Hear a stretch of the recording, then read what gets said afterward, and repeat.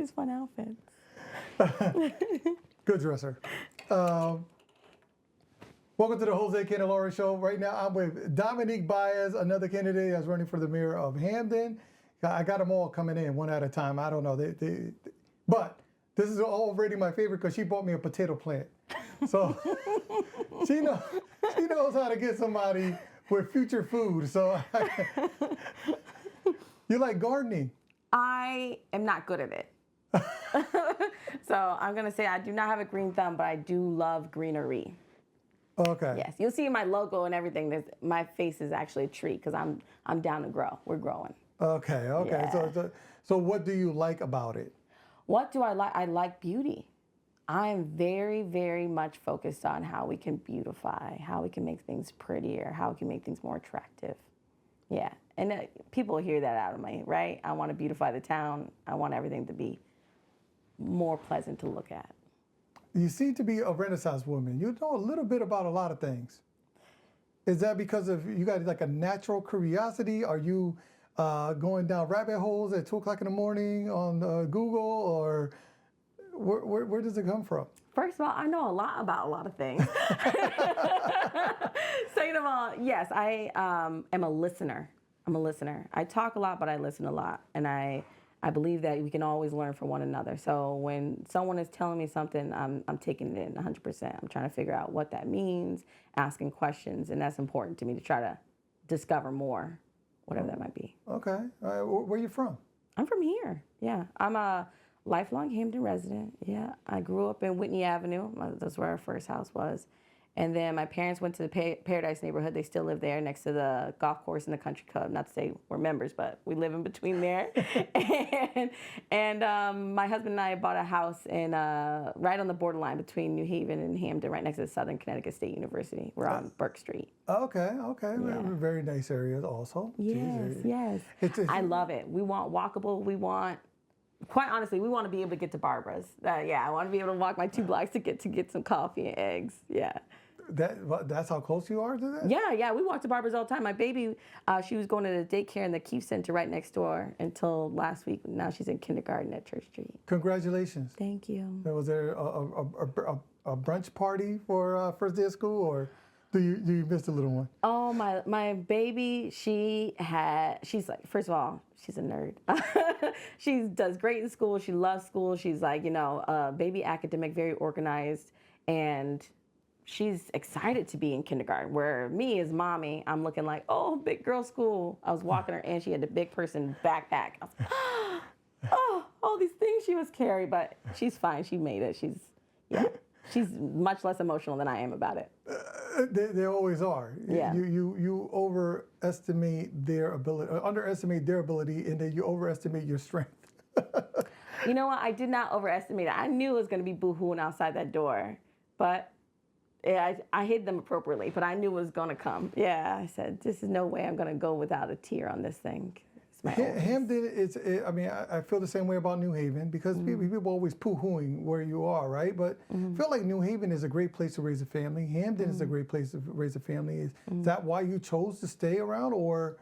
Oh, I wasn't poo-hooing, I was boo-hooing. Oh, I'm just saying the other people poo-hoo it. No, I love Hamden. I love Hamden. Yeah. I've been here my entire life. I chose to be here. I want Hamden to be a place where people can choose to stay around their family. It's a big deal for me to be around my village. Yes. Yeah. My brother lives here. My mother lives here.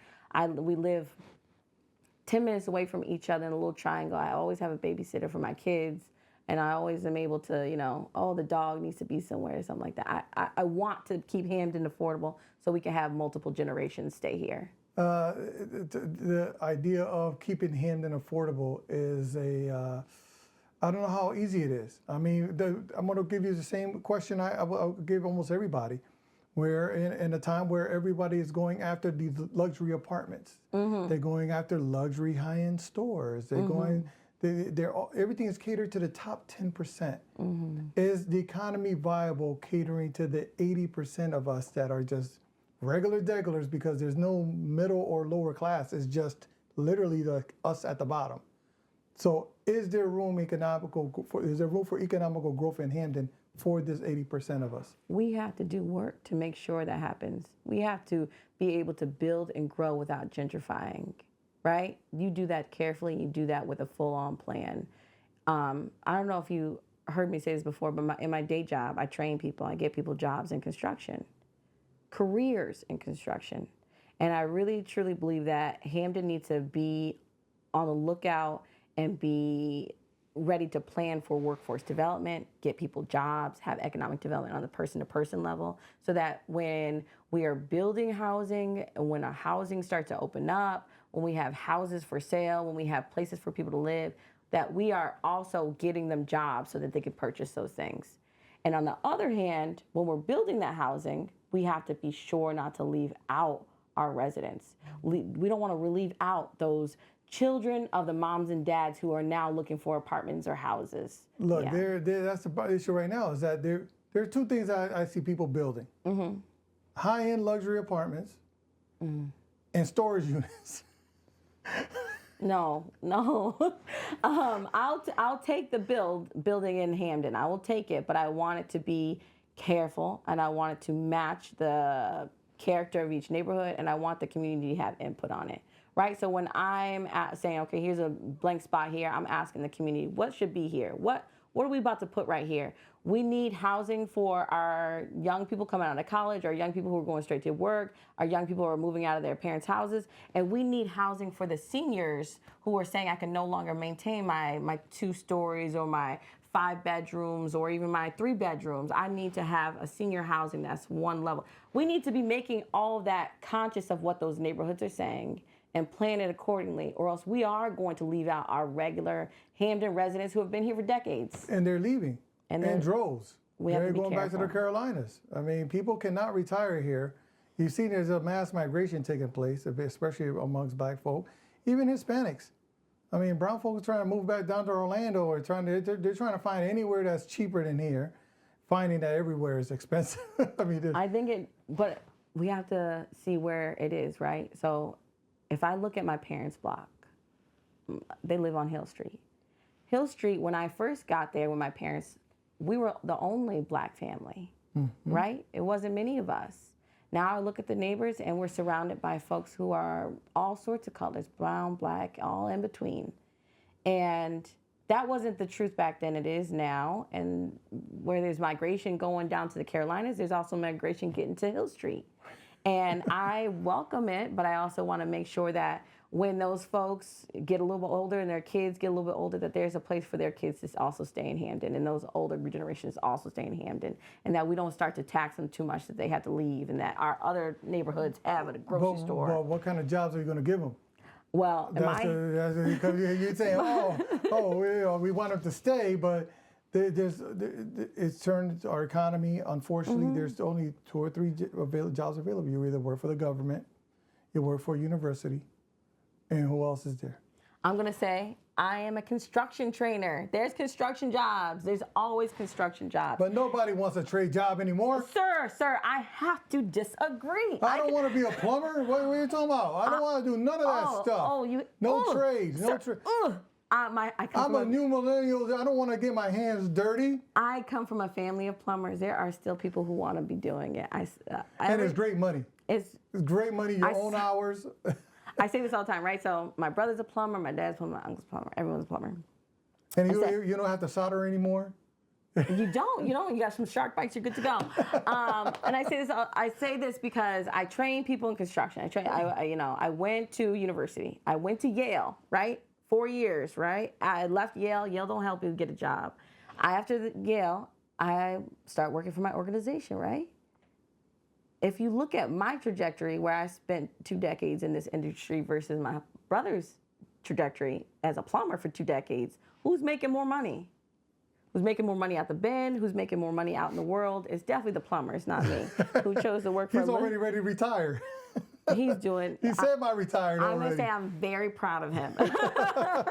I'm very proud of him, and people should look at trades as a true and viable resource. And on top of it, here in Hamden, we have room for manufacturing. Yeah. In Hamden, we have room to make partnership with the surrounding universities and then create industry for their students leaving school. You're talking about collaboration and working together, things that people don't want to do and don't know how to do. I want to do it. Okay, well, good luck with that. I'm all for it. I'm all for it.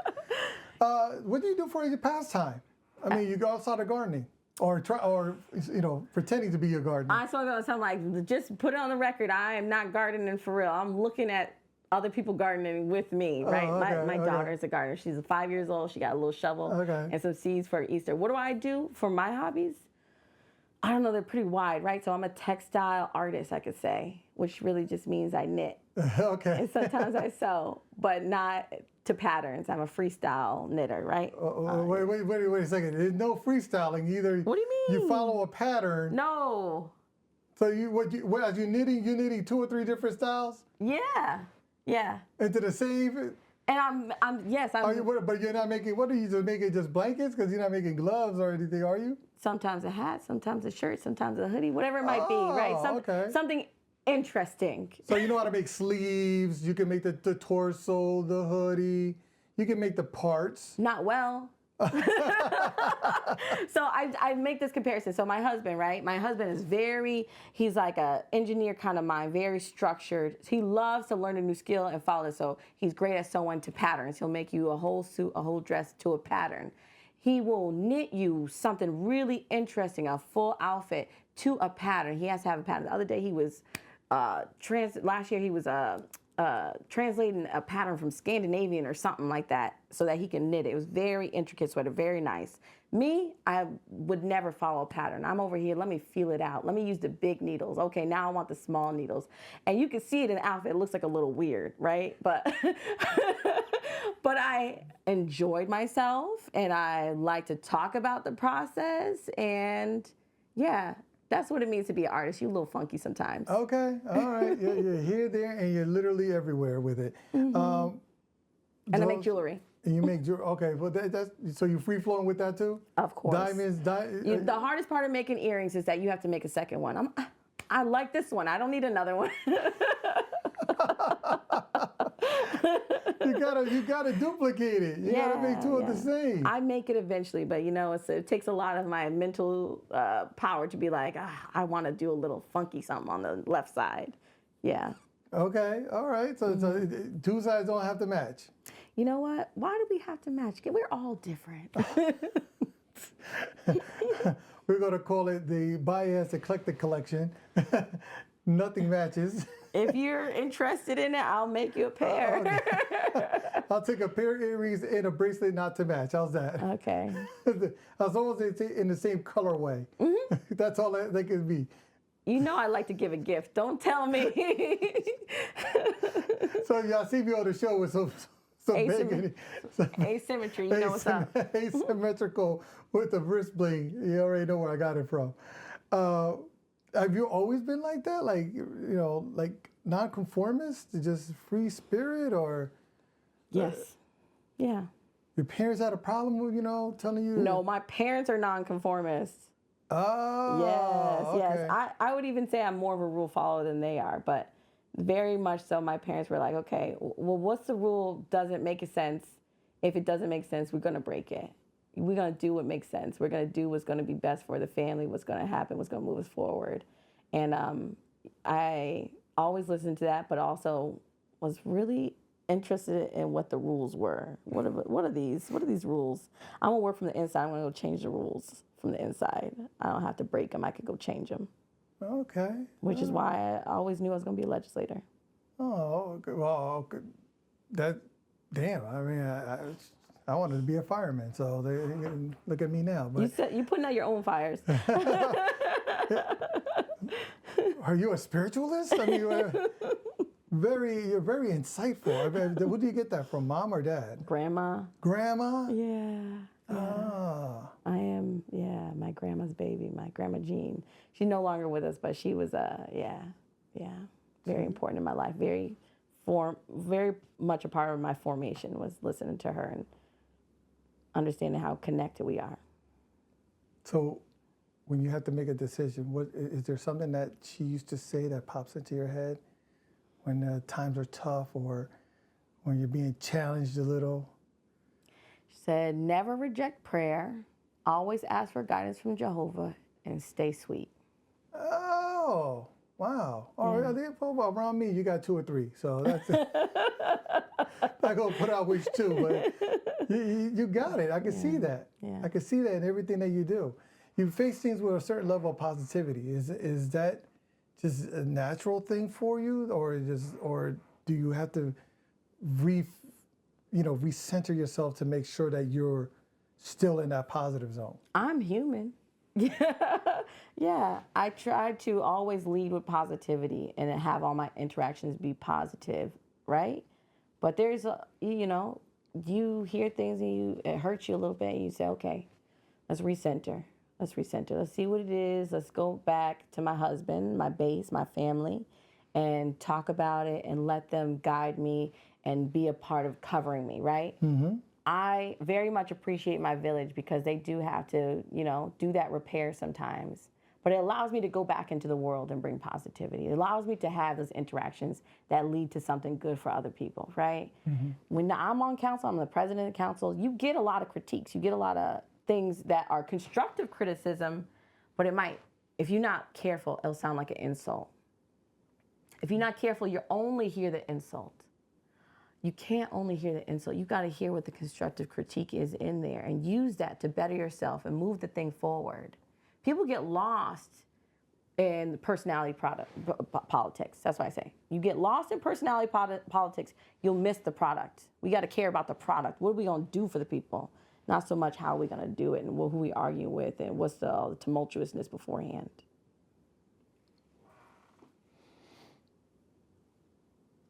Sorry, my sugar is low. Mm-hmm. That is very profound and it shows to a certain level of emotional intelligence to separate your personal feelings from the environment that you're in, because you never know if something's coming from a negative spot or from a positive spot. So you have to really be centered so you can discern the information from a good standpoint. Yeah. Pretty big. Probably the first person in a long time to actually describe it the way you did. I thank you for that. You got kids, you got a husband. You talk about, you're in politics, so there are a part of your career, but at the same time, you got to respect their privacy and you got to protect their energy also. Mm-hmm. How does that work for you? I have a 5-year-old and a 1-year-old. So they have very different personalities. You can see it already.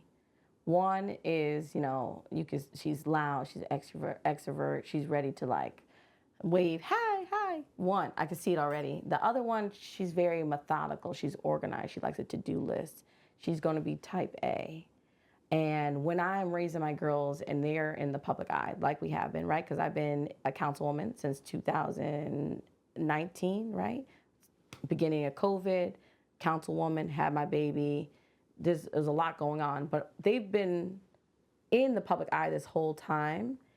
And when I'm talking to my 5-year-old, when I'm training her up, I'm training her to be resilient, to be able to deal with new kinds of people, to be able to understand that we are building and we are trying to do something better for other folks. And we are not just self-centered in who we are, but we are doing something out in the community, right? Here's an example, right? I'm in a meeting. I got council meetings and all sorts of stuff I'm running around to. My husband is doing a walk with the babies. To walk around the block, get a little energy out. I don't know if you know this. Toddlers this. You had kids. Toddlers got to go outside. I got a 17 and a 7. Oh, they got to go outside or else they're killing you inside the house. So he's taking her for a walk and the babies walk around the block. She said, Daddy, why is everybody littering? We should do something about it. Everybody out here littering, we should do something about it. She knows that there's not just litter as a problem, but there's a way to solve the problem. Yes. And she knows that because I talk about problem solving all the time, not just for our own selves in our home, but for the world around us. Have civic duty, have a piece of you who wants to work for the world. So next walk, she got trash bag and gloves and a grabber. She's going on a litter mission, she called it. A litter mission. She's fixing the neighborhood because she sees there was a problem and she said, what's in my power to fix it? I'm gonna go pick up this trash. So I think I'm teaching her that by being a councilwoman and having us out doing public stuff. where she understands what the goal is. The goal is to help others. You get people trying to tarnish your image, and that's one thing I couldn't do in politics, right? That's why I'm not in politics. I mean, I'm familiar with it. I just never had the skin for it because there's so much misinformation at times from people. How do you protect yourself, or what is your philosophy when you hear something that might not necessarily be true or not true at all? Mm-hmm. I try to take a beat. That's. I don't need a response to this email right this second. Let me take a beat. Let me digest. And I learned this lesson from I think I was in Hamden Middle School, and Mr. Bird was our social worker at the school. I think he said, write a bad letter to whatever it is. Don't send it. Put it away, right? I think people have heard this before, but I remember the first time I hear, I was pretty sure Mr. Bird said it. He used to have a martini glass chain. It's pretty cool. Anyways, Mr. Bird telling me this has stuck with me, right? So someone would send me a bad email, accusation, something weird like that. I'm typing away. I look like a dang Muppet on the keyboard, like angry. And then I said, you know what? Drafts. And I take a minute, I step back. I was like, okay, what were they really saying is the problem? There is a problem there. How do I solve that problem? I have to take a step back. So if the question is, how do I confront this kind of angry attack on my image sometimes, I look at what the facts are and I try to move forward from the facts. I can't be so outwardly sensitive and emotional, but I am sensitive and emotional. People are like, oh, you got thick skin. No, I do not. But I also have a goal, and I'll be concentrated on the goal. We're gonna make everything better. We're not gonna sit in the badness. Real quick, let me just double check here. Yeah, I know I did. We're 20 minutes in already. Oh Lord, sorry. I'm a long talker. No, there's nothing wrong with that. With that, so yes. Where am I? Where was I gonna go with this? So you're doing great. You look well rested. I mean, you're on the campaign trail. You're raising a family. She's looking at herself. She's looking around. She's like, "Oh, you get it? How do you get enough sleep or no? No. Enough sleep for me, but not enough sleep for like a human being. But I'm a mom. I think most parents can relate. Like you're just used to running on a little bit less and doing a little bit more. It's okay. It's okay. Yeah. My husband and I have a good system worked out where he is the daytime shift, the morning shift rather, and I'm the night shift. Oh. And that's what we worked out when Zoe, my first, was very, very little. I do the bottles and all this other stuff, rocking and cajoling at night, like. He wakes up early in the morning, and even though they're not nighttime feeds and early morning roughness anymore, we still keep that same separation of energy. So I appreciate the work.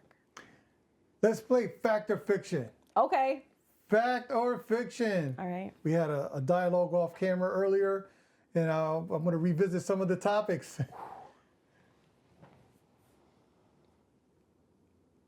Is Hamden hiding fiscal irresponsibilities behind these closed sessions, as some people are reporting? We are not having executive sessions behind closed doors about the finances. Okay, very good. The council is not hiding any kind of fiscal information behind any closed doors or executive sessions. Okay. I got an email from the acting finance director yesterday about our fund balance, $36 million at least, right? Immediately, send it to the rest of the council members. Immediately, put this on our next agenda. You'll find all the information that gets to us, we put on an agenda and an information item. So transparency is not an issue? I try my hardest to make sure people have the same information I do. I try my hardest. And if there's a critique, I'll listen to it. Fact or fiction? You are a Garrett puppet. Fiction. I cannot say it loud enough. I don't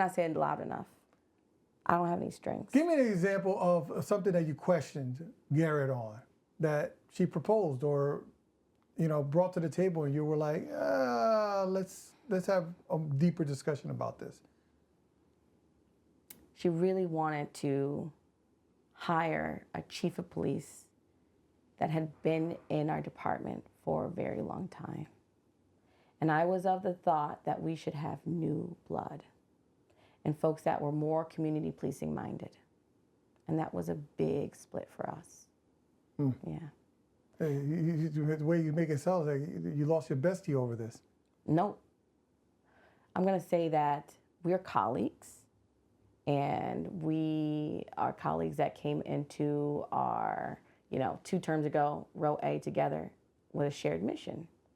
And when you're a colleague, you're working together, and the colleague isn't working on the mission like they're supposed to, you got to say, okay, fire that colleague. We on to the next one. Hire someone new. Okay. We made, okay, I'm going to say this. We made some promises that we wanted for each other and for the town. We said that as all the Democrats on row A, that year, 2021, we said we're going to be transparent. We're going to communicate with each other and with the public, and we're going to build out the Democratic Party. That is what we said. If you're not on the mission, we can't be colleagues. Okay. All right. Fair enough. Yeah. Man, this got so tense so fast. I take a real personal offense over people saying that I'm a puppet. I really, truly do. Because I spent a long time making my career as an individual and as a powerhouse. And for people to say that is insulting. And I try to see what the critique is that I need to tell people. I'm glad you were nice to me about it, because I knew I was setting myself up for some transgression.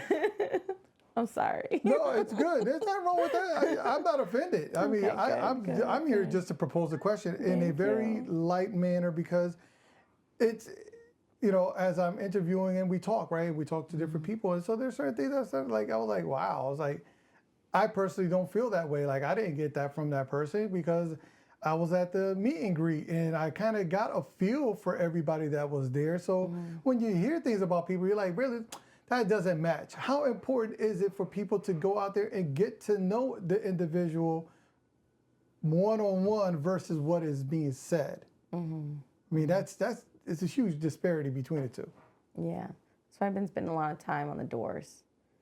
During this campaign, I'm trying to meet as many people as possible in those one-on-one conversations, because it is important to show people who you are. It's hard to see it through a screen or a mail piece or, literature in your door.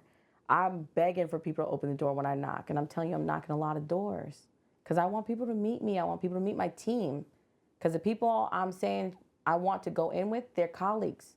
We got a mission. And I want them on there because I believe they're going to do this mission with me. And if they don't, we're going to have to do what we have to do. We have to vote them out. But this is my team. I trust them, because a lot of these people have been on the council with me doing the work. I see them do the work. They're hard workers. Yeah. Council is not, people don't understand that you're not making big bucks. Oh, we're making so little pennies. You're not making, we used to call it a stipend. It's a stipend. It's literally what it is. Yeah. It's a couple of bucks, and it does not equate to the amount of time you put into it. In your workday, what is your breakdown of much time between job, councilwoman, and parent? Oh, don't ask me this question. If you look at the tabs on my phone, we're opening and closing the email accounts between my work and my council, right? And the personal one with the emails about the baby all day long. The phone calls are intermixed between these calls and these calls, right? At my desk, you got file folders over here for work and file folders over here for council. I am working very hard at all the things, but I am not a lawyer who calculates my hours for each of the projects. My brain power is always going. I wake up dreaming about what kind of training program I'm going to do next, what the months are, who I'm going to ask to be a teacher, what kind of projects we're going to do with our class, what kind of students I'm going to outreach to, how I'm going to do my different advertisement for this class. I think about that in my sleep. And I also think about the budget for the town, where my Excel lines are going to be, who we're going to hire, what's going on with my finance director, all hours of the day. I'm thinking about that on top of oh, my baby said thank you for the first time ever. It's a lot going on, and you cannot track your hours. What you can say is, am I giving my all to it? Yes, I am. All of those things. People say, have your own business, be an entrepreneur, be your own boss. When it comes to that, people don't get it that you work, say if you're working a regular job, being your own boss, you're actually double the hours a week that you're working because you're never off. You're never off. What advice would you give out there to the entrepreneur that thinks that, oh, I'm just going to make my money and go on vacation? I was going to say, don't do it for money. Well, I'm going to say... Oh, we all do it for financial freedom, so stop it. I wouldn't say all of us. Well, okay, so I'm going to reverse. I'm going to say, do the thing that you love to do, and then it won't be a burden. It will be that you say, oh, I did it. I feel proud of myself. I feel fulfilled. I'm thinking about all these roles all the time, but I'm also thankful. I'm so grateful. I feel fulfilled. This is what I've always said I was going to do. I was a little girl. I said to my dad, oh, I'm going to work for a nonprofit. Oh, I'm going to be a public servant. He said, that don't make no money. And he said to me point blank, and I say to people now, like, I am living the dream I set out for myself as a small child. And on my, dream board, manifestation, whatever you might call it, I put marry Joe Baez, have this job, have 2 children, have the house, have a dog, be happy, be able to knit in my free time. I put all these things on here. I did not put money. And it shows.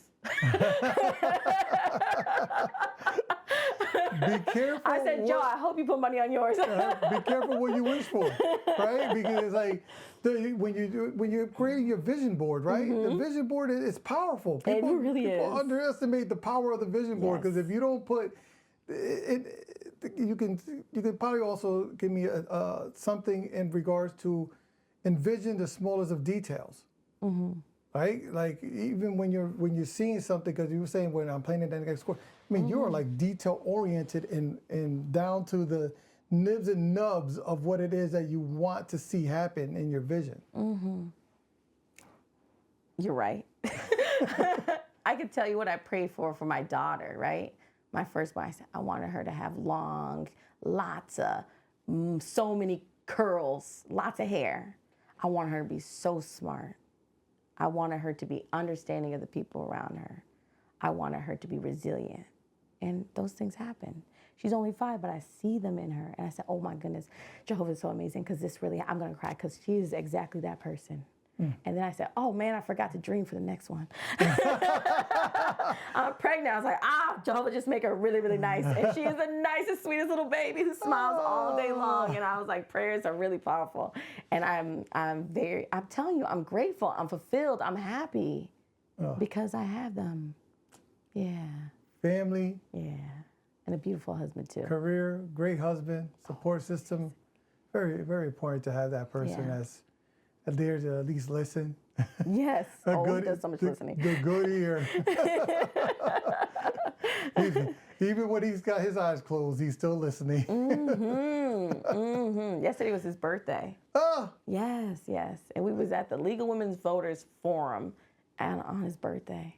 Oh. I'll pay him back this weekend. Don't worry. So, let's. I would say wait till the campaign is over and then find some time to do something because you probably give him like 2 hours this weekend in between everything. So my love. He's so patient. He's so patient. You got to be in when you have someone as busy as you. Shoot, man. Let me tell you right now. Yeah, we've been together a long time. This year we'll celebrate our 10-year anniversary. Oh. Yeah. Like married or just knowing each other? Married. We've known each other since we were teenagers. I decided I was going to marry Joe Baez when I was 14. It took me a while to get it done, but I decided back then. Wow. He might not have known me when I was 14, but... He's probably hearing it for the first time. No, I tell him all the time. So I'm going to tell you this. I overheard the teachers talking about him. We went to a really small high school. I overheard the teachers saying Joe was the smartest boy in school. Oh, now, the other students won't like this, but he was smart. I said, he's the smartest boy in school. I want my baby to be smart. That's when I started to pray about Zoe. I want my baby to be smart. And I saw him. He got a fresh haircut, fresh edge up. Next day, hair done grew back. He's got a bad edge up again because his hair grows so fast. I said, I want a hairy baby. Perfect. That's the one. I laid out a long Wow. time ago. He was the one for me. We're soulmates. Yeah. All right. So congratulations on 10 thank years you. marriage. Wow, that's a Yeah. good long time. And happy birthday, Mr. Baez. Yeah. With that said, thank you so much for coming through. Oh, thank you. Thank you Thank for you for your having time. me. I think we covered just about everything we could cover. That is all Dominique. I'm glad that you gave me this opportunity. I really appreciate the space. Thank you. Oh, no problem. Anytime. All right, you guys know what to do. Like, subscribe, leave some comments down below. Let me know what you think about what's going on in Hamden. Oh, let me do.